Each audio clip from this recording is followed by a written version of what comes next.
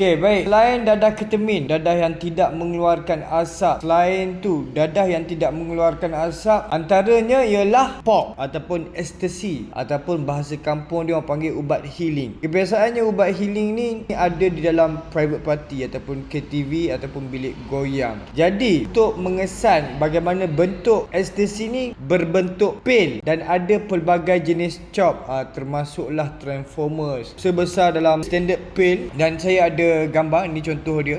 Jadi ini adalah contoh pil ekstasi ataupun ubat goyang. Okey, jadi perempuan-perempuan yang selalu pergi kelab ataupun selalu pergi bilik goyang perlu berwaspada ataupun perlu berhati-hati. Sebab lelaki kalau nak tuba seorang perempuan tu, contoh nak eret seorang perempuan tu, nak bawa pun seorang perempuan tu, dia akan tuba menggunakan dadah tanpa perempuan tu sedar yang dia terlibat dengan dadah. Contohnya pop ni akan dihancurkan, dilarutkan dalam air dan perempuan akan minum jadi tak sedar ataupun kesan daripada dadah tu. Jadi selain daripada pop ni, ubat healing ni, lelaki juga akan cuba menggunakan Ermin 5. 5 ni pun ada chop macam-macam chop, A7000, A6000 dan ada chop-chop baru W. Tu antara dadah yang tidak mengeluarkan asap, dan kadang-kadang perempuan tanpa sedar dia terlibat dengan dadah apabila dia dituba oleh lelaki.